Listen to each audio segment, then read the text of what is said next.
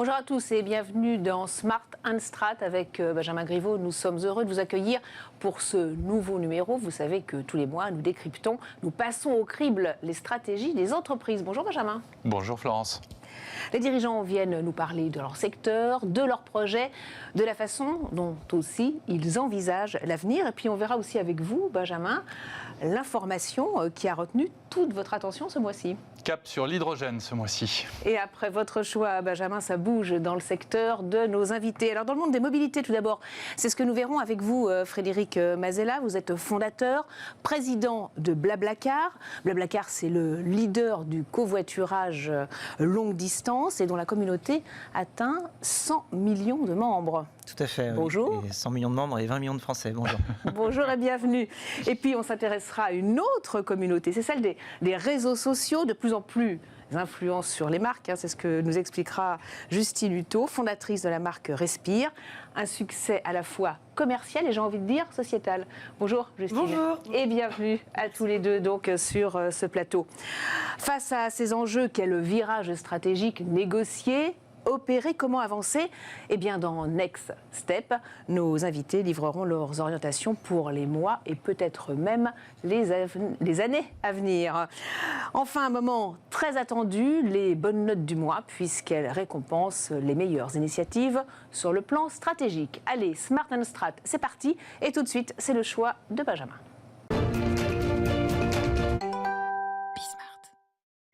Benjamin, votre choix se porte sur l'hydrogène, un sujet qui a été au cœur de la COP26. La France ambitionne d'être le leader de l'hydrogène d'ici 2030 et de grands industriels ont répondu présent. Et oui Florence, cap sur l'hydrogène et plus particulièrement sur l'hydrogène renouvelable avec la création d'un fonds d'investissement dédié aux infrastructures d'hydrogène décarboné. L'initiative est française puisqu'elle provient de 3 mastodontes de l'industrie, Air Liquide, Total Energy et Vinci, qui ont déjà recueilli des engagements à hauteur de 800 millions d'euros sur un objectif total d'1,5 milliard. Les 3 géants ont promis, eux, 100 millions d'euros chacun et ont déjà rallié d'autres grands industriels. Ensemble, ils comptent participer au financement de projets d'infrastructures d'hydrogène pour un montant total de 15 milliards d'euros. L'initiative est dans l'air du temps puisque l'hydrogène pourrait représenter 20 à 25% du mix énergétique européen à l'horizon 2050, soit l'équivalent de la part du gaz aujourd'hui. L'hydrogène est par ailleurs au cœur du plan France 2030 qui a été présenté il y a quelques semaines par le président de la République avec l'objectif de faire de la France le leader de l'hydrogène vert. Alors oui, mais c'est quoi l'hydrogène vert? Parce qu'il y a l'hydrogène bleu, il y a l'hydrogène jaune, alors comment s'y retrouver? Voilà, il y a toutes les couleurs de l'arc-en-ciel dans l'hydrogène. Alors l'hydrogène vert, c'est l'hydrogène qui est renouvelable. Cela revient à fabriquer de l'hydrogène grâce à l'électrolyse de l'eau et à partir d'électricité renouvelable, le solaire, l'éolien, l'hydraulique. Et c'est pour ça que l'hydrogène fabriqué à partir d'énergie nucléaire n'est pas de l'hydrogène vert, mais de l'hydrogène jaune. Il y a, certes, il s'agit d'hydrogène bas carbone, mais l'électricité qui est nécessaire à sa production, elle, n'est pas renouvelable. Idem pour l'hydrogène bleu, dont la fabrication a émis du CO2, qui a ensuite été capté, puis stocké et réutilisé. Vous l'aurez compris, l'avantage de l'hydrogène vert, c'est que son procédé de production n'émet aucun CO2. Et nous avons en France le potentiel pour devenir le leader de l'hydrogène vert avec des industriels et des startups. Après EDF, voilà HDF pour Hydrogène de France et certains projets sont déjà sur la table, comme celui d'une centrale en Guyane qui n'émet que de l'électricité et de la vapeur d'eau. Bon alors très concrètement, comment est-ce qu'on peut produire de l'hydrogène vert? Alors, bien sûr, l'objectif, c'est que l'hydrogène devienne demain indispensable dans nos processus de décarbonation, que ce soit dans les productions de bus, de trains et donc peut-être de transport. On en dira un mot avec Frédéric Mazella, même les avions demain. L'hydrogène fait partie des solutions que nous avons pour arriver à l'objectif du zéro émission net d'ici 2050, le fameux zéro net emission. Pour limiter le réchauffement climatique, il a été beaucoup discuté cette semaine. Et ça va se terminer à la COP26 à Glasgow. On aura les résultats vendredi. Ce qu'il faut bien comprendre, surtout, c'est que ce ne sont pas seulement les pays que la COP26 souhaite mobiliser, mais bien les entreprises privées et en particulier le secteur financier. La transformation, elle est structurelle, elle est d'ampleur mondiale et c'est probablement l'un des plus grands défis industriels de notre temps. C'est donc tout un écosystème, à la fois public et privé, qu'il faut bâtir en France et en Europe pour relever ce défi. Sinon, le projet de net zéro restera une chimère. Les grands groupes que sont Air Liquide, Total Total Énergie et Vinci l'ont compris en lançant cette initiative qui renoue avec un esprit bien français des grandes épopées industrielles. Bon vent à eux. Donc l'hydrogène vert nous permettra de décarboner notre économie, notre industrie. Voilà, c'est l'objectif et c'est notamment l'un des sujets qui a été en discussion dans le cadre des négociations engagées dans le cadre de la COP26 depuis une semaine à Glasgow.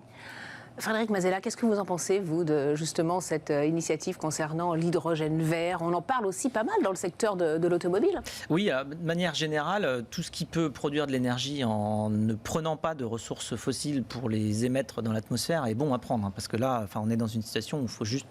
En vrai, il faudrait qu'on n'émette plus de CO2 additionnel dans l'atmosphère. Donc en fait, il faut chercher toutes les alternatives. Il y a les nouvelles technologies. Alors l'hydrogène vert en fait partie. Et pour l'automobile, effectivement, ce sera important puisque c'est aujourd'hui, on n'a pas encore un parc installé de véhicules propulsés à l'hydrogène qui soit important. Enfin, il est tout petit pour l'instant et ça peut grandir et ça peut venir remplacer les émissions des moteurs thermiques qui prennent des ressources fossiles. Est-ce que ça sera une meilleure initiative? Est-ce que ce sera une meilleure initiative, par exemple, que la voiture électrique, où on commence déjà à s'interroger sur, de toute manière, sur les batteries? Elle marche quand même électrique. Enfin, je veux dire, il y a un moment, ça se passe par l'électrique. C'est juste une manière différente d'aller générer l'énergie de départ. C'est-à-dire que voilà, c'est l'hydrogène qui va produire l'énergie électrique pour faire marcher la voiture. Mais ça, c'est sur ce qui est le côté énergie pure. Après, il y a le côté usage. C'est vrai que nous, chez Blablacar, on est beaucoup plus sur déjà un usage partagé de manière à faire en sorte que quand on déplace une tonne de fer, ce soit pour plusieurs personnes et pas une seule. Donc nous, on est vraiment sur ce créneau-là qui est complètement complémentaire de la source d'énergie qu'on va utiliser. Mais de toute façon, tous les moyens doivent être exploités parce que, là, on n'a plus besoin d'aller regarder trop loin. Il suffit d'ouvrir le journal tous les jours pour comprendre que la situation exige des changements assez radicaux.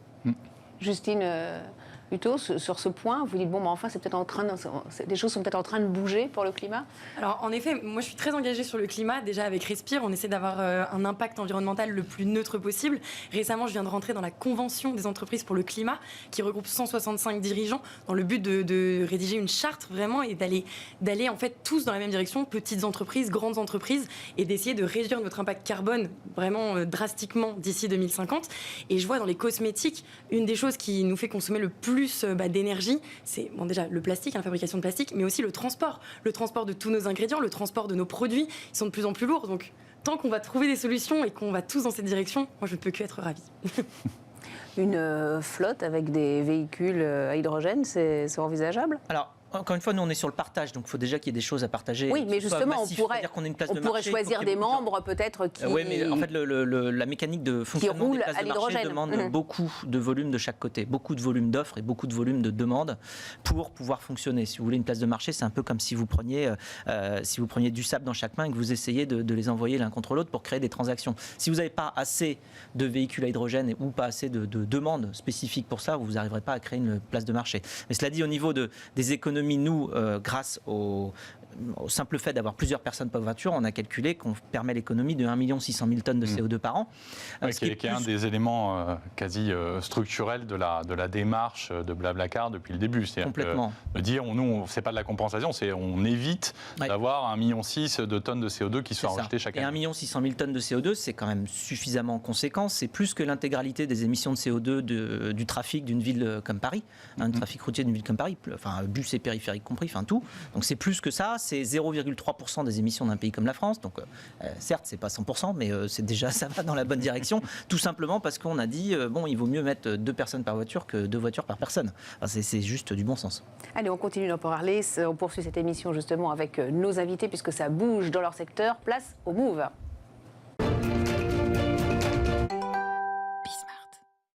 Et on commence avec les mobilités, avec vous, Frédéric Mazella. On le disait, donc vous êtes le fondateur, le président de Blablacar, leader du covoiturage longue distance, 100 millions de membres dans 22 pays, si je ne me trompe pas. On peut dire que vous avez professionnalisé l'autostop, en quelque sorte. Oui, on a fait l'autostop en Technicolor. C'est-à-dire qu'on l'a rendu beaucoup plus sécurisé déjà, beaucoup plus convivial, beaucoup plus aussi équilibré, tout simplement, entre la relation entre les conducteurs et les passagers, puisqu'on a un partage de frais. entre les conducteurs et les passagers. Et c'est ça qui fait le succès, en fait. C'est-à-dire que quand vous faites un covoiturage, vous avez partagé les frais et donc vous êtes dans une relation complètement d'égal à égal avec le conducteur qui vous a gentiment transporté.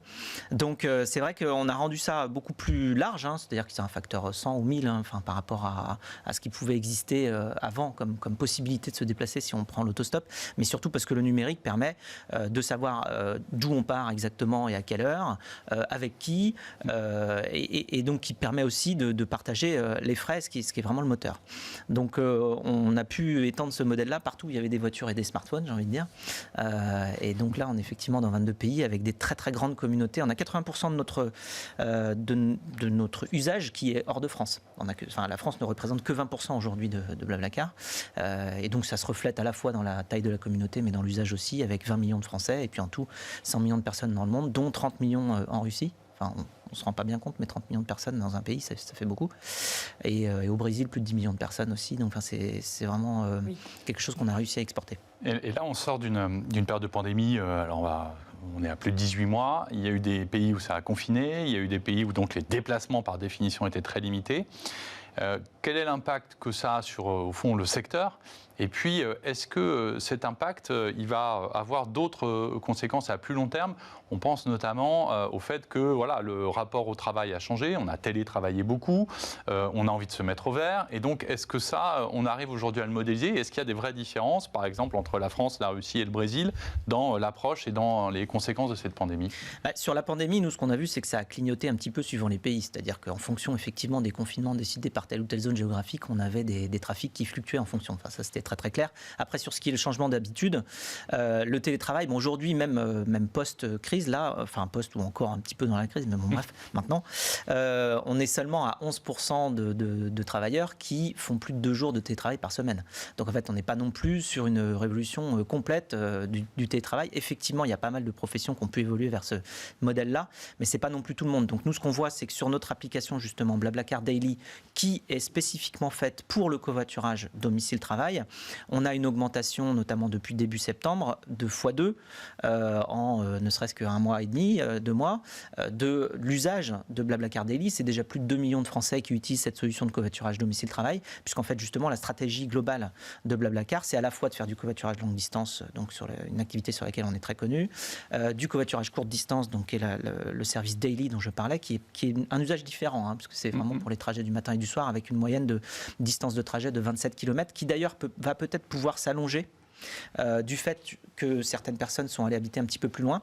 Et puis à côté, évidemment, on a lancé toute l'activité de bus avec la volonté de pouvoir mixer tout ça à terme et de proposer une interface, si vous voulez, un petit peu centralisatrice sur laquelle vous trouvez tous les types de transports, à la fois du covoiturage, courte distance, longue distance, du bus et bientôt du train. On en parlera justement de ces projets dans Next Step, mais justement sur ces habitudes qui ont peut-être changé avec la crise, et puis on va voir peut-être aussi les habitudes qui changent là avec l'augmentation des prix de l'énergie. Là, il y a vraiment une volonté des Français, vous l'évoquiez, qui mettent plus de distance domicile-travail. Beaucoup qui vont peut-être travailler en province ou en proche province. Alors, les statistiques qui vont sont habiter encore en proche province et travailler à Paris. On parle de choses qui, d'une part, prennent du temps, d'autre part, sont encore sujettes à modification parce qu'on n'est pas non plus complètement sorti de la crise. On parle de gens qui déménagent, donc déménager, ça, on le sait tous, ça prend quand même un petit peu de temps. Donc c'est des statistiques qui mettent du temps à s'installer. C'est difficile de prévoir exactement dans quel sens ça va aller.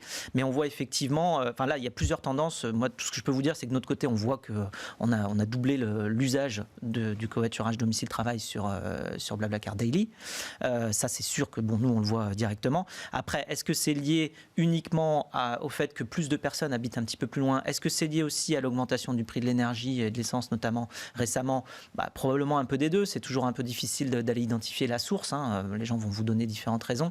Mais là, avec l'augmentation des prix de l'énergie, vous avez vu une explosion du nombre d'abonnés Blablacar? On voit, oui. Là, on a des taux d'inscription très très forts. C'est plus de 40 000 nouveaux inscrits en France par semaine sur Blablacar. Donc on voit qu'effectivement, il y a beaucoup plus de gens qui s'inscrivent. Enfin, on est quand même sur une base de 20 millions de personnes, donc c'est déjà gigantesque. Mais effectivement, il y a plus d'inscriptions. On est à des niveaux 2 fois plus élevés que ce qu'on avait au début de l'été de cette année.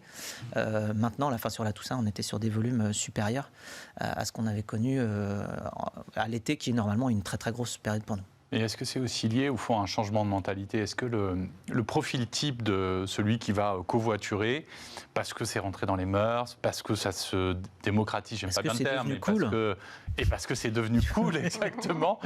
Est-ce que ça, vous avez pu observer un changement un peu dans le profil des utilisateurs du service?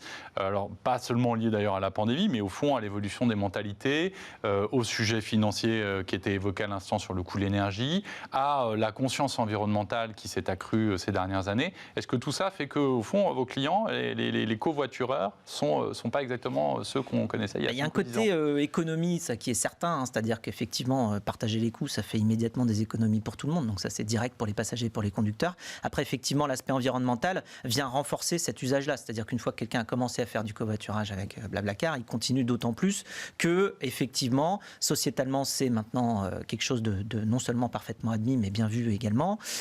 Qu'en plus, on a une volonté justement de faire en sorte qu'on rassemble tous les moyens de transport sur Blablacar. Donc ça rend la chose encore plus simple à utiliser. Donc évidemment, c'est quelque chose qui va dans cette direction-là. Alors, sur la génération 18-35 ans, on a quand même 60% de la génération 18-35 ans en France qui est inscrite sur Blablacar. Enfin, ça fait 6 personnes sur 10 de cette génération-là qui sont qui les utilisent 18-35 ans. Les 18-35 ans. Justine, vous êtes inscrite ou pas? Je suis inscrite sur Blablacar. Et je suis dans cette génération. Alors, moi, je suis inscrit aussi, mais je ne suis pas dans le 18-35. Non, mais nous, on est hors génération, mais c'était pour vérifier. Oui, mais alors c'est intéressant parce que Justine, qui est très jeune, est sur Blablacar. Vous disiez les 18-35 ans, mais alors au début c'était un déplacement de jeunes Blablacar, mais alors entre guillemets on va pas dire les vieux, on va dire les seniors s'y mettent. Oui, on a vu une augmentation aussi, justement, pour plein de raisons, hein, mais on a vu une augmentation sur les seniors, et notamment les seniors qui conduisent pas ou n'ont plus envie de conduire, et qui habitent dans des endroits parfois un petit peu isolés, et qui trouvent dans Blablacar le moyen de faire des trajets à peu près improbables, puisqu'il y a des conducteurs qui passent pas loin et qui peuvent les emmener. Ça leur évite de conduire sur parfois plusieurs heures de distance, et ça facilite la vie en fait de tout le monde, puisque ça permet aussi de désenclaver certaines régions qui peuvent être mal desservies par des trains rapides ou des choses comme ça. Et donc du coup, le covoiturage en fait est une sorte de connecteur universel, puisque ça permet d'aller un petit peu partout. Ça permet d'aller aussi bien chez votre grand-mère à Paimpol qu'à la montagne, qu'à l'aéroport, qu'à la gare, qu'à la plage, que je ne sais où. Et en fait, cette fonction-là du covoiturage fait que ça le connecte à tous les autres moyens de transport, tout simplement parce que la voiture le fait. Mais là, la nouveauté, c'est qu'évidemment, avec le covoiturage, on a accès à la praticité de la voiture sans nécessairement devoir en posséder une, puisqu'on peut être passager et bénéficier de la possibilité d'aller partout que la voiture offre. Et alors, est-ce que les seniors se proposent eux aussi en tant que conducteurs sur la plateforme, ou c'est surtout les jeunes qui emmènent des seniors dans leur voiture? Il y a un petit peu des deux. Après, ça dépend des mentalités et des âges aussi de chacun. On voit aussi assez souvent des gens qui vont réserver un Blablacar pour leurs parents quand ils ont besoin de les voir, mais qui ne peuvent pas forcément aller les chercher parce que ça va leur prendre un aller-retour compliqué. Et donc, ils préfèrent que leurs parents puissent venir en Blablacar. Donc, ça, c'est sûr que ça se voit aussi. Mais, donc ça se démocratise effectivement sur toutes les couches de la société. C'est aussi parce que justement on a rendu le système très fiable, très facile d'utilisation. Enfin, l'app pour qu'il y ait 100 millions de personnes qui l'utilisent, c'est qu'elle est simple. Hein. Et très sûr aussi, parce qu'on parlait de l'autostop tout à l'heure. Oui. L'autostop, c'est un petit peu qui tout double. Là au moins, il y a, c'est sûr de prendre tout est tracé. Avec qui on part, on sait quand on part, on a les coordonnées téléphoniques de tout le monde, on a les avis aussi très importants, les profils confiance que vous avez sur Blablacar. Vous arrivez sur le profil de quelqu'un, vous voyez combien de trajets il a fait, vous voyez tous les avis positifs qui ont précédé, vous connaissez le véhicule, vous avez un descriptif de qui est la personne, de ce qu'elle fait. Enfin bon, quand vous arrivez sur un profil avec 97 avis positifs et que vous voyez tout s'est bien passé avec tout le monde, c'est un facteur de confiance énorme effectivement qui a contribué au succès de Blablacar. Et sur la partie, disons, concurrence qui n'est pas directement le covoiturage, typiquement, est-ce que le développement des lignes ferroviaires de Ouigo, avec des prix à la baisse, parce qu'il y avait cette barrière à l'entrée du prix pour le train qui faisait que beaucoup préféraient le bus ou la voiture, est-ce que ces nouvelles offres, notamment dans le domaine ferroviaire, ont eu un impact ou pas sur l'activité et sur, à nouveau, le profil des personnes utilisatrices du service? Alors oui, clairement, parce qu'en tant que passager, on va choisir choisir l'option qui nous va le mieux. Donc en fait, quand il y a plusieurs options, on peut en choisir plusieurs. Nous, notre vision, c'est que le covoiturage est là pour être le plus complémentaire possible de ce qui existe ailleurs en version transport en commun.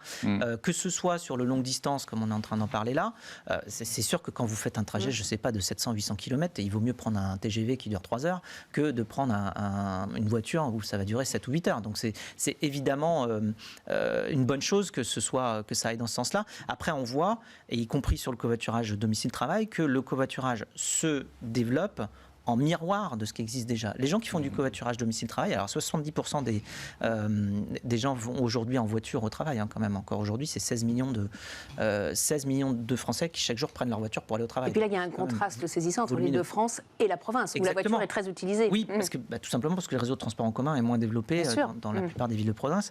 Et donc, du coup, on voit que le covoiturage se développe complètement en miroir du réseau de transport en commun existant. Pourquoi ? Parce que les gens, quand ils prennent leur voiture, c'est parce qu'en général, les transports en commun ne sont pas satisfaisants. Si vous avez 1h30 ou 2 heures de transport en commun pour faire votre trajet, quand en voiture ça prend 30 ou 35 minutes, forcément les gens ils prennent leur voiture. Donc nous on arrive à développer un réseau de transport parfaitement complémentaire sur lequel on va mettre 30-35 minutes, mais en tant que passager aussi on n'est pas obligé d'avoir sa propre voiture.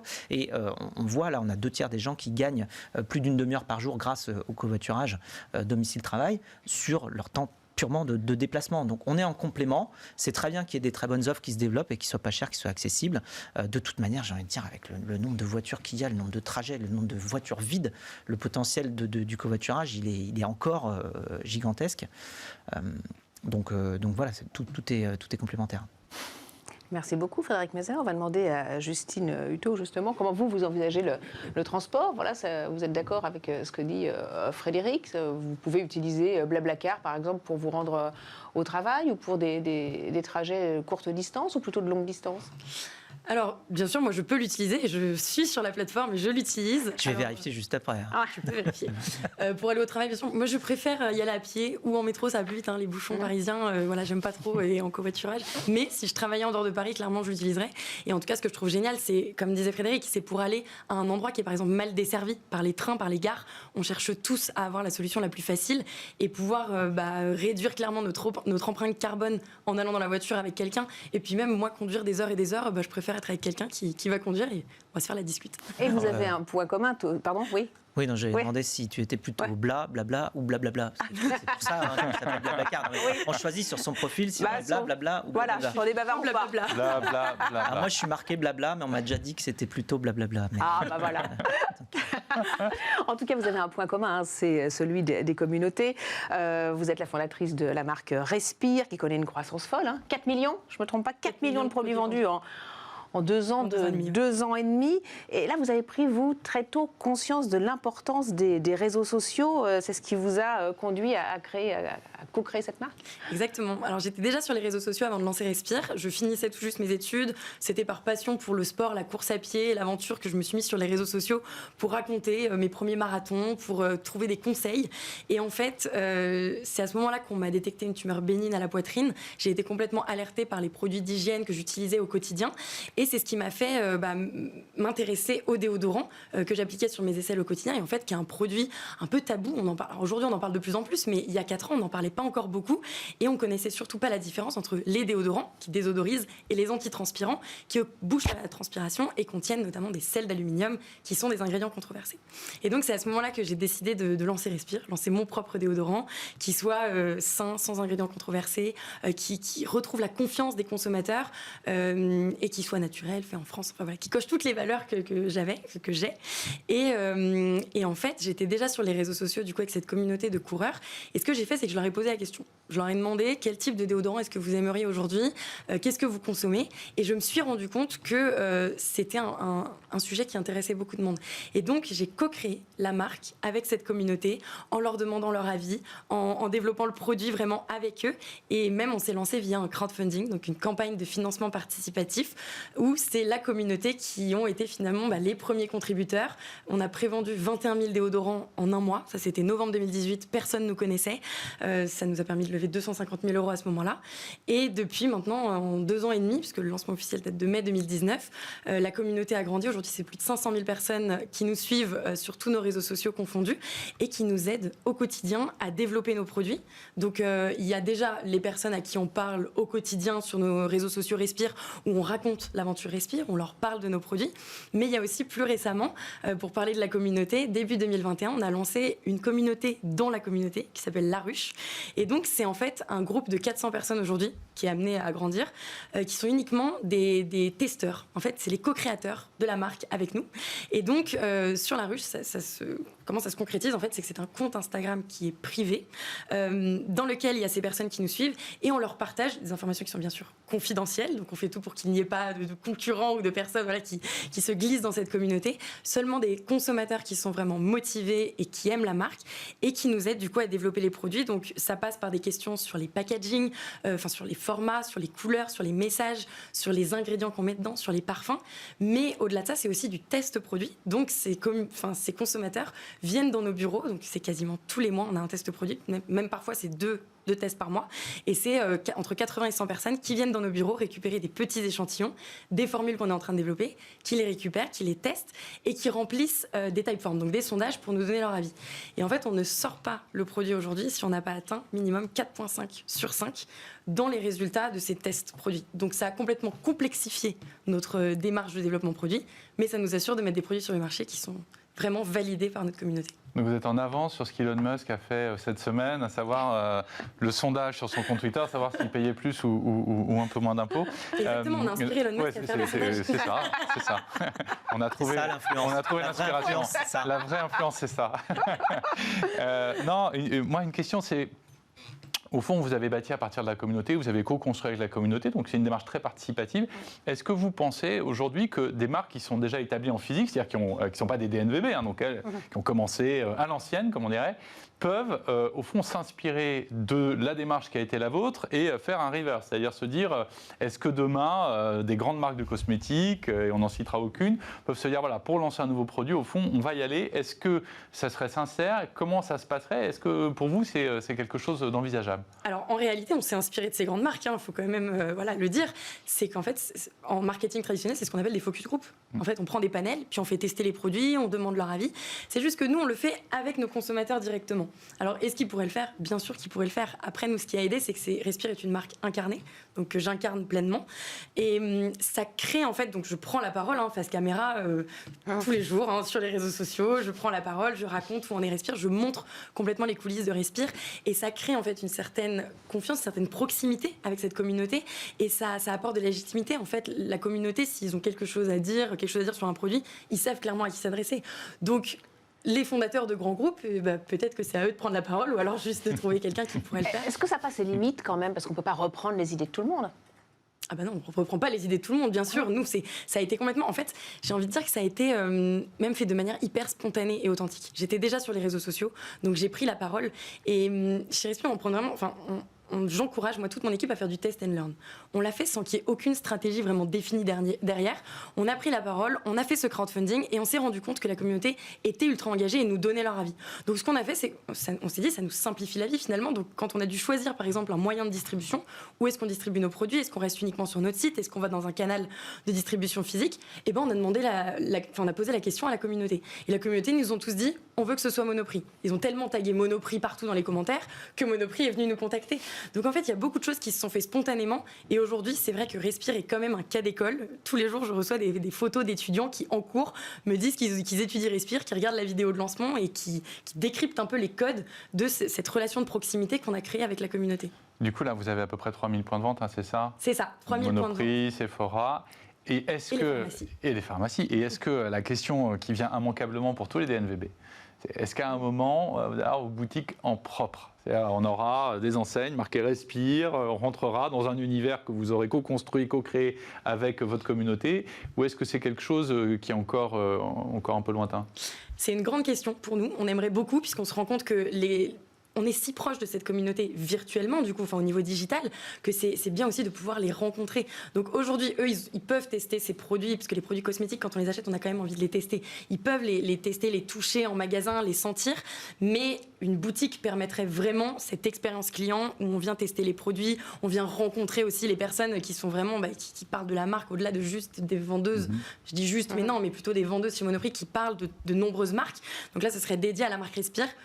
J'ai envie de dire que c'est un de mes rêves. Après, est-ce que c'est court terme ou moyen terme? Je ne sais pas. Est-ce que c'est pas une évolution nécessaire? Parce que la limite des DNVB, c'est justement ça, de rester digital et à un moment donné d'être confronté à l'obligation d'avoir ses propres points de vente pour continuer justement à croître. Alors justement, c'est vrai que la définition de la DNVB, c'est de dire qu'on est digital native. Alors nous, on est né sur le digital, mais très rapidement, finalement, on ne peut plus s'appeler DNVB puisqu'on est en retail physique. Et en fait, le retail physique, nous, on s'est rendu compte, au-delà de pouvoir vendre nos produits, donc plus accessibles, rendre nos produits plus accessibles à notre communauté, c'est un vrai canal d'acquisition.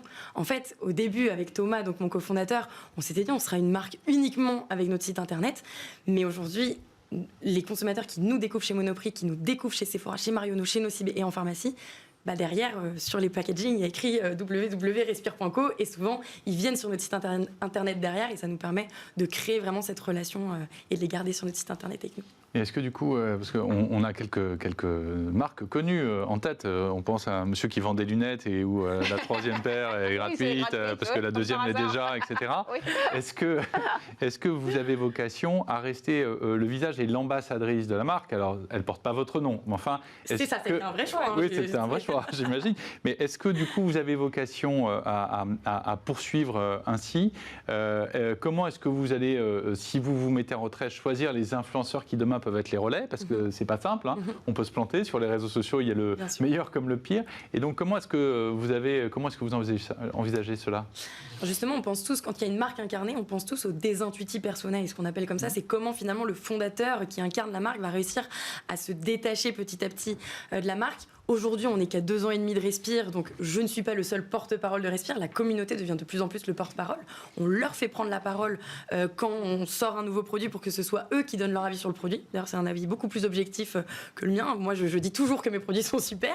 Donc, c'est génial d'avoir cette communauté qui prend la parole. Et aujourd'hui, mon visage, le fait de prendre la parole reste encore aussi un moyen d'acquisition, finalement, d'aller chercher de nouvelles personnes, parce que Blablacar est connu aujourd'hui dans toute la France et c'est 60% des 18-35 ans qui utilisent la plateforme. Chez Respire, on n'est pas encore aux 60% des 18-35 ans. Donc on a du travail à faire et je prends plaisir à le faire moi-même en incarnant la marque. Mais vous êtes la première influenceuse finalement de la marque. Bien sûr, on peut dire que je suis l'influenceuse de ma propre marque. Mais le jour où on ira à l'étranger, ce sera une grande question. Comment on fait pour répliquer ce modèle? Est-ce que c'est un modèle à répliquer? Est-ce que y a une Justine Hutto allemande? Tu travailles ton russe et ton brésilien. Je vais travailler le russe et du coup je prendrai un Blablacar en Russie pour pouvoir aller rencontrer de nouvelles personnes. Non, ce sera une vraie question pour l'international. Allez, on se tourne à présent vers l'avenir avec Next Step. On va voir comment, dans ces secteurs en pleine mutation, nos invités envisagent l'avenir.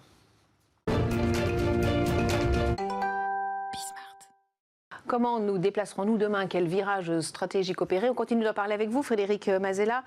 Donc, vous avez bouleversé un petit peu l'industrie du transport avec le covoiturage. Comment faire en sorte, désormais, pour que le covoiturage soit un vrai concurrent au mode classique de transport?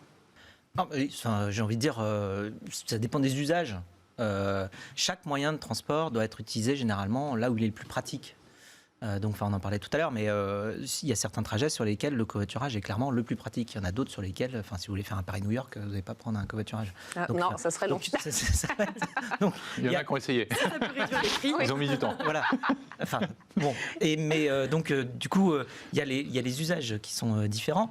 Donc, le covoiturage est pertinent là où la voiture est pertinente. Donc, il y a plein de trajets sur lesquels la voiture est pertinente. Et après, nous, notre positionnement, c'est d'être une centrale qui permet de se déplacer en tant que passager sur différents moyens de transport. C'est pour ça qu'aujourd'hui, on fait du covoiturage longue distance, du covoiturage courte distance avec notre app qui s'appelle Blablacar Daily, et puis du bus également.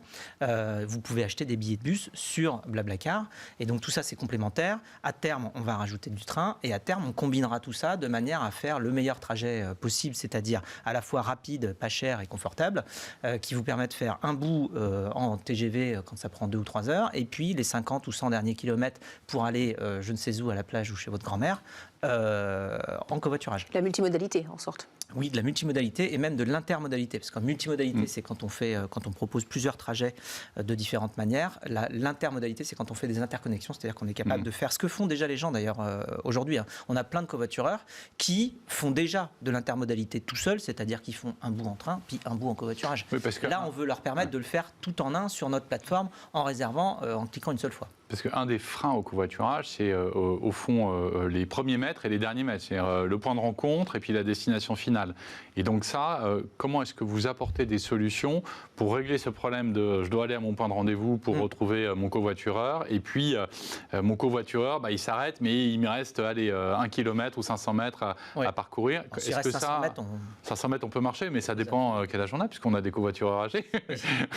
Et en tout cas, comment est-ce que vous gérez ces petits points de rupture en fait sur les trajets? En fait, on calcule tous les itinéraires. Alors, on a une nouvelle fonctionnalité qui s'appelle Boost, qui permet justement de calculer tous les itinéraires de tout le monde et de faire une mise en relation parfaitement pertinente entre le passager qui est à tel endroit et le conducteur qui va passer par là. C'est-à-dire que quand vous publiez une annonce en tant que conducteur, vous n'allez pas pouvoir dire exactement, évidemment, tous les stops que vous allez faire à 100 mètres près. Par contre, nous, on est capable de le calculer. Donc, quand on a un passager qui vient et qui cherche un trajet, on lui dit « Ah, on a un conducteur, en fait, qui passe à 200 mètres et qui arrive à 300 mètres de là où tu vas. » Et là, on peut lui dire « Donc, vous allez vous donner rendez-vous. » On donne les points de rendez-vous sur le terrain. Et à ce moment-là, on fait un match parfait. C'est-à-dire qu'on met vraiment en relation les deux personnes qui devaient faire le trajet ensemble. Il y a des partenariats aussi avec les trottinettes. Oui, on avait lancé Blabla Ride, oui, avec un partenaire qui s'appelle Void. Pardon. Oui, mais ça marche pas partout. Non, mais en fait, c'est très parisien quand même. Oui, mais cela dit, d'ailleurs, nous, sur nos trottinettes, aujourd'hui, on n'en a pas sur Paris, puisqu'il y a eu un appel d'offres et qu'en fait, on était avec un acteur qui n'a pas remporté l'appel d'offres. Donc voilà, on ne les a pas à Paris. Et on a vu qu'il y a des collectivités locales qui ont développé des solutions de covoiturage gratuites, Mobicop à Nantes par exemple, ou Caros qui est proposé par Île-de-France Mobilité. Comment est-ce que vous vous positionnez par rapport, comment est-ce que vous voyez en fait, comment est-ce que vous regardez l'apparition de ces offres proposées par des collectivités? Sur ce qui est Île-de-France Mobilité, c'est un partenariat avec tous les acteurs. C'est pas seulement l'acteur que vous citez, c'est-à-dire que nous, Blablacar Daily représente plus de la moitié des covoiturages domicile-travail partout sur le territoire. Et après, il y a des partenariats locaux qui sont faits, alors avec Île-de-France Mobilité, effectivement, ce qui fait que quand on a le pass Navigo, on peut covoiturer gratuitement sur Blablacar Daily, parce que c'est un partenariat justement avec Île-de-France Mobilité. On a d'autres régions comme ça, on a les Pays de la Loire, on a Nice, on a Moselle Sud, enfin bon, on en a plein. C'est en train de se développer, là, il y a une prise de conscience des collectivités qui étaient peut-être un peu en retard. Oui, il y a quelque chose de, j'ai envie de dire, enfin. Il y a quelque chose qui se passe enfin, c'est de faire rentrer le covoiturage dans le panel des solutions de mobilité offertes aux administrés d'une région. C'est-à-dire que le covoiturage, tout comme on peut mettre en place des solutions de transport en commun, on peut aussi mettre en place le covoiturage qui ne nécessite aucune infrastructure initialement. Donc on peut le lancer directement, c'est plug and play comme on dit. Donc on a déjà les routes, on a déjà les voitures, on a déjà même les conducteurs qui sont des conducteurs qui font les trajets, on a déjà même les horaires, donc on a déjà les timetables, les agendas des voitures qui le font le matin et le soir. Donc c'est juste au bon moment. Et tout ce qui manque, c'est la mise en relation. Et donc ça, c'est notre expertise. Mais ça veut dire que c'est un moyen de transport en commun qui est branchable directement sur une région très facilement. Et donc, toutes les régions, toutes les communautés de communes ou tous les gens qui sont en charge, les autorités organisatrices de transport qui sont en charge des mobilités, se rendent compte que le covoiturage peut et doit faire partie du mix des mobilités offertes aux populations. Et c'est ce qui se passe maintenant. Ça fait 1 an et demi, 2 ans, et notamment avec l'Île-de-France qui a beaucoup bougé sur ce point-là, qu'on peut proposer le covoiturage dans un mix de mobilité sur un territoire. Et donc, il y a des partenariats qui se font avec les différents acteurs du covoiturage. Évidemment, nous, avec 20 millions de Français et puis 2 millions de personnes sur Blablacar Daily déjà, on représente une part très significative du covoiturage à ce niveau-là. Alors on va passer de nos charmantes régions et de nos communautés de communes au monde. C'est quoi les perspectives à l'international? Vous disiez que là aussi c'était 30 millions, quand la France n'est que, entre guillemets, 20 millions d'utilisateurs. Ils sont plus nombreux les Russes. Ils sont un peu plus nombreux, mais c'est vrai qu'on ne les attendait pas forcément aussi présents sur des applications de ce type. Le Brésil, est-ce qu'il y a des zones au fond où vous avez des axes stratégiques de développement déjà assez arrêtés? Est-ce que c'est assez opportuniste? Est-ce que ça passe par de la croissance externe éventuellement avec des concurrents qui feraient ça dans des pays où ils seraient implantés depuis de plus longues date que Blablacar? Comment est-ce que vous allez travaillé ce développement à l'international dans 12 les années. questions en une. Ouais, Alors déjà, exactement. sur ce qui est... Ça vous laisse choisir celle à laquelle vous répondez. Ah oui, alors sur ce qui est de l'expansion internationale, alors pourquoi ça marche très bien au Brésil et en Russie? Tout simplement parce qu'on revient au sujet de tout à l'heure, le covoiturage est complémentaire des solutions de déplacement existantes. Il faut voir qu'au Brésil, il n'y a pas de train. Déjà, il n'y a pas de train. Donc vous arrivez, vous faites une solution de déplacement, vous êtes très bien accueillis. En Russie, vous avez aussi des zones qui sont... alors, vous avez déjà regardé une carte, mais la Russie, c'est gigantesquissime, c'est complètement fou. Et donc vous avez des trajets absolument improbables. Et effectivement, il n'y a pas forcément non plus ni des trains ni des bus qui savent connecter ça. Des fois, vous avez des relations entre deux villes en Russie. S'il n'y a pas Blablacar, il n'y a pas de trajet, il n'y a rien, il n'y a pas de bus, il n'y a pas de train, il n'y a rien du tout entre ces deux villes-là. Donc la seule solution pour faire ce trajet-là, ça va être de prendre une voiture avec Blablacar. Donc en fait, ça explique aussi pourquoi dans ces pays-là, la solution se développe énormément. Donc après, sur notre stratégie de développement, je l'évoquais tout à l'heure, on fait du multimodal aujourd'hui et à terme de l'intermodal, c'est-à-dire proposer différentes solutions de déplacement. Et sur ces pays-là, typiquement que ce soit au Brésil ou en Russie, on développe énormément notre place de marché de bus. Qui est très complémentaire et on voit bien que c'est d'autant plus attractif pour toutes les personnes qui se déplacent d'avoir au même endroit des solutions et de covoiturage et de bus pour choisir la meilleure solution. Donc dans notre stratégie, très clairement, il y a cette volonté d'offrir une plateforme sur laquelle on peut tout réserver et ça marche extrêmement bien dans ces pays-là où on complète notre réseau de covoiturage avec du bus et ça rencontre un très très franc succès. On va parler finances, puisque vous avez récemment effectué une levée de fonds de 115 millions de dollars. Ça serait la dernière. C'est pour quand l'introduction en bourse? Alors, on prépare tous nos process pour être de toute manière une société de plus en plus mature. Par contre, il n'y a pas de date d'entrée en bourse. Ça fait longtemps qu'il n'y a pas de date d'entrée en bourse. Mais non, donc il n'y a aucune annonce à faire à ce niveau-là. En revanche, la seule chose, c'est que la société devient de plus en plus grande et mature sur tous ces processus et que donc elle sera prête à faire une entrée en bourse un jour peut-être ou à faire autre chose. On ne sait pas de quoi l'avenir sera fait. Et on ne sait même pas si c'est la dernière levée de fonds. Je ne sais pas comment vous savez, vous. Moi, j'en sais rien. C'est ce qui se dit, vous savez, dans les milieux bien informés. Bon justement, c'est pour ça qu'on est là pour vérifier avec vous.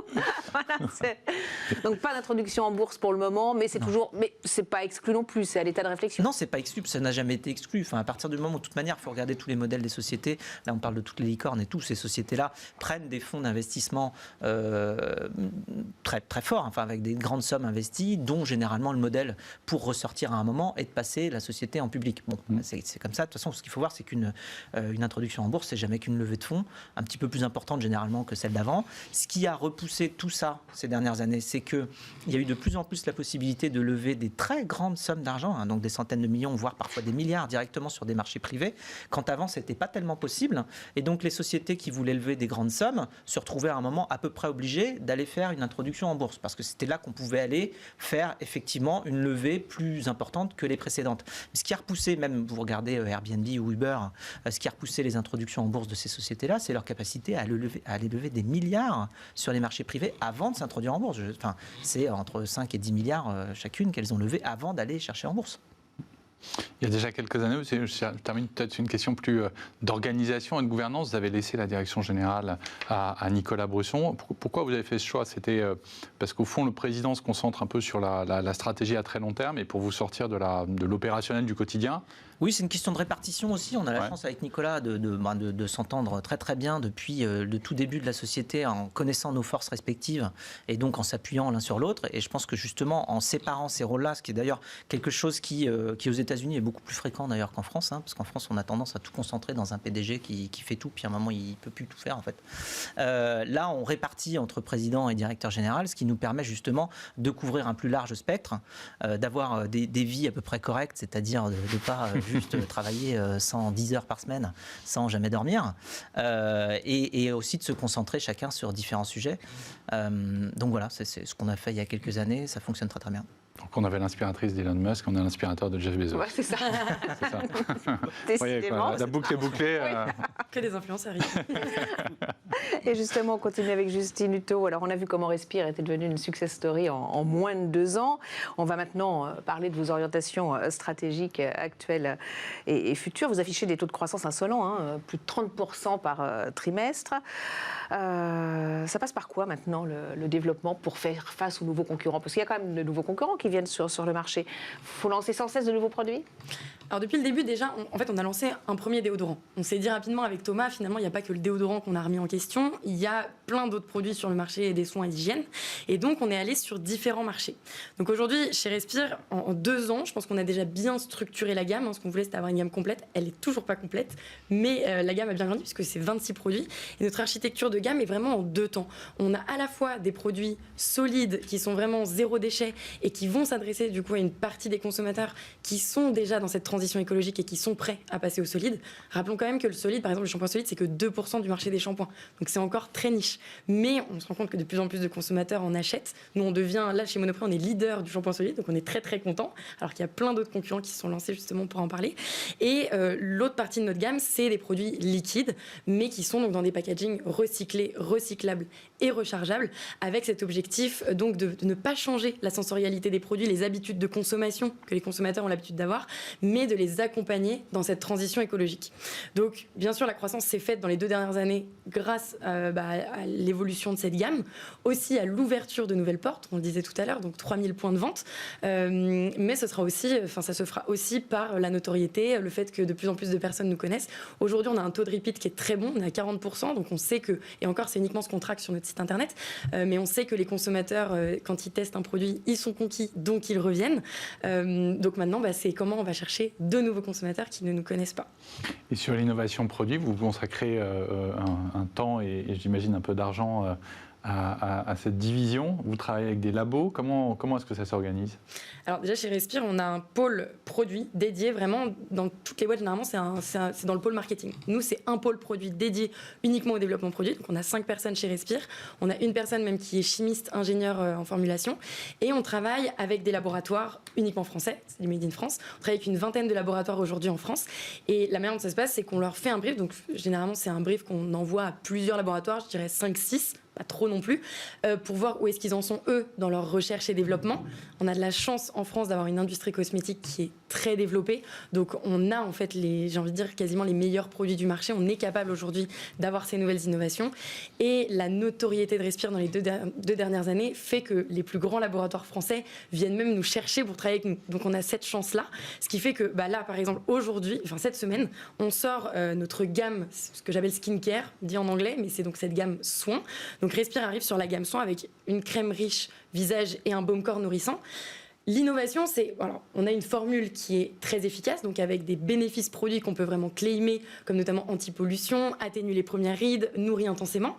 C'est toujours des produits qui sont 99% d'origine naturelle, qui sont certifiés bio, sans ingrédients controversés. Mais l'innovation surtout, c'est qu'on arrive sur des packagings qui sont rechargeables. Et ça, c'est assez nouveau. C'est-à-dire qu'on achète le pot tel que je viens de vous le montrer, on utilise sa crème et à la fin, on ne jette que la capsule qui est en plastique biosourcé dans la poubelle recyclable et on rachète uniquement cette petite capsule et on la remet à l'intérieur. Donc en fait, c'est un pot qui est rechargeable à l'infini. Ça nous permet de faire une économie de plus de 94% de plastique. Donc c'est là toute l'innovation et finalement avec ce produit-là, on ne change pas les habitudes de consommation des consommateurs. Ils vont toujours utiliser leur crème au quotidien. Mais par contre, leur petite habitude, le petit changement, c'est un pas pour l'éco-responsabilité, un pas pour la planète. Donc innovation, un axe fort de développement, on l'a compris. La diversification aussi. Il y a des terrains que vous n'avez pas encore explorés ? Alors, il y a des... Je pense aux cosmétiques par exemple. On pourrait y aller. Aujourd'hui, on a, je pense, ancré donc une marque forte avec des valeurs, en effet, de naturalité, bio, éco-responsable, mais surtout des produits qui, au-delà d'avoir ces valeurs-là, sont super efficaces et super sensoriels. On pourrait aller sur du maquillage, on pourrait aller sur des produits d'entretien, on pourrait aller sur de l'hygiène féminine, on pourrait aller sur des produits bébés. Il y a plein de catégories où on pourrait aller. Donc aujourd'hui, après 2 ans et demi, on a encore envie de se perfectionner vraiment sur cette gamme soins, hygiène des produits de la salle de bain pour toute la famille. Et on verra pour la suite. Mais au bout de 2 ans et demi, on n'a pas encore tout fait. Heureusement. C'est clair. Et comment vous comptez résister ? Parce que évidemment, il y a quelques grandes marques qui regardent ce que vous faites. Vous avez évoqué des labos qui désormais vous appellent pour pouvoir participer à l'innovation que vous mettez en place. Comment est-ce que vous résistez face à des très grands groupes qui, au fond, se disent voilà, le créneau est le bon, le 100% naturel, le Made in France, et avec des matériaux biosourcés. Comment est-ce qu'on résiste face à ces grands groupes ? Aujourd'hui, je dirais que aujourd'hui et demain, les produits qui seront sur le marché, avoir du naturel, du bio, du éco-responsable, c'est plus un nice to have, c'est un must have. Et toutes les marques doivent y aller. Et on le voit, on a sorti notre shampoing solide. Quelques mois plus tard, L'Oréal avec Bio et Garnier sortait leur shampoing solide également. Pour nous, finalement, c'est une vraie opportunité puisque ça fait prendre la parole clairement sur le shampoing solide, ça démocratise cet usage. On a vu des pubs passer à la télé et moi, je découvre que des consommateurs ne connaissaient pas du tout le shampoing solide et aujourd'hui sont prêts à y passer. Et malgré ces pubs-là et L'Oréal qui y est, on voit que chez Monoprix, on est le leader sur la catégorie shampoing solide. Donc aujourd'hui, c'est aussi grâce à la marque, à la communauté, à ce qu'on montre sur les réseaux sociaux et à la confiance qu'on crée avec la communauté qu'on va pouvoir peut-être un jour passer leader. Bon là, je suis très présomptueux quand même. Et justement, comment continuer à développer la marque en matière de communication ? Alors, toujours via les réseaux sociaux ou est-ce qu'à un moment donné, il faudra peut-être envisager de faire de la pub classique ? On envisagera un moment faire de la pub classique, j'en suis convaincue. Je le disais tout à l'heure, donc pour aller toucher vraiment une majorité des Français, aujourd'hui c'est encore trop peu de Français qui nous connaissent, même si c'est 4 millions de produits vendus en 2 ans, il va falloir qu'on aille les toucher d'une certaine manière. On avait participé déjà dans l'émission M6 qui va être mon associé, on peut en parler parce qu'avec Frédéric Maddela on était sur le même plateau, et on s'est rendu compte à quel point ça a été dingo de passer sur M6 ce soir-là. Il y a des gens qui nous ont vus, qui ne sont pas sur les réseaux sociaux et qui ne nous auraient jamais croisés sur les réseaux sociaux. Donc il faudra qu'on y soit à un moment et je pense que toute marque qui veut aller toucher davantage de personnes sur le marché va devoir passer par les canaux traditionnels. Et là on parle de la France, mais quid de l'international ? Comment est-ce qu'on franchit les frontières ? Alors avec Respire, ça s'exporte bien, puisque Respire, voilà. Respire, Mais comment est-ce que ça marche ? Est-ce qu'il y a des projets ? L'international, on s'est dit dès le début avec Thomas que c'était il faut qu'on se focus sur la France puisqu'on n'a pas envie d'être tout petit en France et tout petit partout. Donc il faut déjà qu'on soit gros en France pour être capable d'aller à l'international. Sephora, en fait, on a eu la chance d'avoir Sephora qui nous a lancé en France. Ça a tellement bien marché qu'ils ont tout de suite voulu nous déployer en Europe. Donc c'était un peu contre notre gré parce qu'on ne voulait pas dédier une équipe à l'international. Donc c'est vraiment Sephora qui a dupliqué un peu le modèle dans les Sephora d'Europe. Et aujourd'hui, ça nous a permis d'identifier des marchés en Europe, notamment l'Espagne, l'Italie, l'Allemagne, qui sont des produits qui aiment bien nos produits. Donc demain, il y a de grandes chances qu'on puisse y aller avec Respire. Mais aujourd'hui, en tout cas, on peut nous trouver grâce à notre site internet, puisqu'on expédie là-bas, et grâce à Sephora. Et en France, il y a encore des territoires à conquérir. En France, il y a encore plein de territoires à conquérir. Déjà, en sillonnant du coup la pharma, le secteur beauté, la GMS avec Monoprix, on arrive à toucher de plus en plus de personnes. Mais bien sûr, en France, il y a encore un gros travail à faire et voilà. Et est-ce que, parce qu'on voit quand même apparaître beaucoup d'acteurs, c'est un secteur assez concurrentiel, est-ce qu'on se dit qu'à un moment, il y aura de la consolidation ? Est-ce que ça peut passer par de la croissance externe ? Ou est-ce qu'au fond, chacun est bien chez soi et puis celui qui s'en sortira, les autres passeront par perdre ses profits ? Aujourd'hui, on se pose la question d'une potentielle levée de fonds. Est-ce qu'on va en avoir besoin pour croître, pour aller plus vite, pour investir ? Aujourd'hui, en fait, chez Respire, on est rentable. Donc, on s'autofinance depuis le début. On a fait un petit peu de love money. On est rentable. Maintenant, pour accélérer et aller investir dans, par exemple, les médias traditionnels, il va peut-être falloir passer par une levée de fonds. Donc, on se pose la question aujourd'hui. Quelque chose à ajouter, un regard particulier à porter justement sur cette success story de Respire. Vous qui étiez en tant que prêt à investir dedans. Oui, tout à fait. Non, je pense que c'est bien, ça montre d'une part que, encore une fois, c'est aussi des petits acteurs innovants qui viennent bousculer parfois des gros. Alors je ne sais pas la cause, la conséquence, mais ce qu'il y a de sûr, c'est qu'une bonne manière de faire bouger des grands groupes, c'est de les concurrencer avec des nouvelles méthodes, d'ailleurs souvent plus en adéquation avec ce qu'attendent les clients. Et donc du coup, après, on s'en rend compte et du coup, les grands groupes bougent. Donc ça, c'est très très bien. On voit la force de l'agilité d'une petite structure qui est capable justement de à la fois innover et en même temps être en adéquation avec son temps. Alors après, effectivement, se pose la question, quand on devient plus grand et plus tout petit, comment ça se passe dans cette cour où Respire va se retrouver dans la cour des grands et on y est déjà. Je lui souhaite. Et donc effectivement, il va se passer peut-être des alliances, d'autant plus qu'il y a quelques groupes dans le secteur qui ont l'habitude de racheter des marques et de les conserver. Donc c'est pas non plus négatif, c'est-à-dire que, je pense à L'Oréal, quand ils rachètent une marque, c'est pas pour s'appeler L'Oréal partout non plus. Ils gardent toutes les marques partout. C'est une dernière question, moi. Bien sûr. Si vous aviez le choix d'avoir un influenceur ou une influenceuse phare, vous choisiriez qui ? Qui je choisirais ? Waouh, c'est une super question. C'est dur comme question. C'est une super question. Moi, j'adore les sportifs. J'adore que les sportifs puissent lever nos produits haut et fort. À qui je penserais Martin Fourcade. J'adore Martin Fourcade. Message Et en transmis. plus, comme ça, on montre que nos produits ne sont pas que pour les femmes, mais aussi pour les hommes. Exactement. C'est vrai, c'est très bien. J'espère qu'il nous écoute. Allez, on poursuit avec les bonnes notes du mois. Et c'est donc l'heure des bonnes notes du mois. On commence avec vous, Benjamin. On va prendre un petit peu de hauteur. Hein, Alors on va prendre de la hauteur et au moment où Thomas Pesquet rentre sur Terre après 6 mois passés le nez dans les étoiles à bord de l'ISS, ma bonne note du mois va à l'annonce de la création d'une station spatiale privée. Le 25 octobre dernier, Blue Origin, associé de Jeff Bezos et Sierra Space, ont annoncé leur alliance avec comme objectif la création d'Orbital Reef, une station spatiale privée avec un calendrier ambitieux puisqu'on devrait la voir décoller et être opérationnelle dans la deuxième moitié de la décennie. Alors ce projet de station spatiale privée n'est pas le seul, il y a d'autres initiatives en cours comme Axiom Space ou Starlab. Pourquoi est-ce que c'est une bonne nouvelle ? Eh bien parce que l'ISS, eh bien, elle est vieillissante et elle a encore quelques années à fonctionner, mais dans un futur plus ou moins proche, eh bien, malheureusement, elle sera abandonnée et ces stations spatiales privées vont permettre l'émergence, permettre l'accès surtout de nouveaux players sur le marché de l'espace qui est devenu un marché. Alors certains le regrettent, moi je pense qu'on peut s'en réjouir parce que notamment des États qui n'ont pas les moyens, parce que c'est très coûteux d'organiser des programmes spatiaux très ambitieux, eh bien, vont pouvoir utiliser le privé afin de pouvoir avoir accès à de la recherche. Thomas Pesquet disait encore la semaine dernière que c'était le laboratoire de recherche du monde, l'ISS. Eh bien, il y aura d'autres laboratoires de recherche qui seront accessibles à d'autres pays. C'est de la démocratisation et comme quoi le privé dans l'espace n'est pas forcément synonyme de privatisation de l'espace. Votre bonne note, Justine ? Alors moi je parlerai de un élément qui m'a marqué récemment, c'est le changement de nom de Facebook qui est passé donc de Facebook à Meta. Du coup ça a fait parler du métaverse, il y a plein de gens qui n'en avaient peut-être pas entendu parler. Et le métaverse en fait il y avait Microsoft qui en parlait déjà depuis des années, qui est en train d'apporter encore plus le métaverse, notamment dans Teams, donc dans toutes les réunions qu'on fait quand on est en télétravail, donc dans le digital. Et finalement le métaverse va pouvoir recréer plus de culture d'entreprise, puisque c'est comme si en fait on sera ensemble et plus juste derrière, si on sera derrière notre écran, mais avec nos lunettes de réalité virtuelle.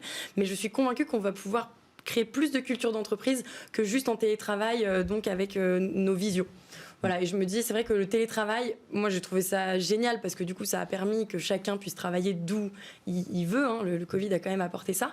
Mais pour avoir vécu Respire 1 an seulement avant le Covid, hein, on n'a vécu que 1 an en équipe, je trouvais qu'il y avait plus de culture d'entreprise que maintenant en visio. Donc j'ai envie de recréer ça et si grâce au métaverse on peut le faire, j'en serais ravie. Frédéric, votre bonne note ? J'ai envie de dire après le co-stationnage de Jeff Bezos, après le co-versage de Facebook. Donc je suis très, très content de ces initiatives aussi, mais j'ai plutôt envie d'envoyer une bonne note là à l'écosystème tech français pour justement avoir réussi à mettre 3 femmes notamment à la tête d'organisations extrêmement symboliques de l'écosystème, que sont d'un côté France Digital avec Maya Noël qui a pris la direction donc de cette association-là, dont d'ailleurs je suis coprésident avec Benoît Grossman qui rassemble des startups et des investisseurs. Il y a Clara Chapaz qui a pris la tête de la mission French Tech avec Cédric O. Et on a aussi Lara Ruiz qui a pris la présidence de la French Tech Grand Paris, qui est l'écosystème tech de toute la région Île-de-France. Donc voilà, je trouve que c'est plutôt des très bonnes nouvelles, comme quoi voilà, les choses évoluent, s'améliorent, et je suis très, très content de ça. Merci beaucoup Frédéric Mazella, merci beaucoup Justine Hutto. Merci à vous tous de nous avoir suivis. C'est donc la fin de cette émission. Et bien sûr, vous pouvez nous retrouver tout ce week-end sur Bismart. On vous donne rendez-vous le mois prochain avec de nouveaux invités. À très vite dans Smart & Strat.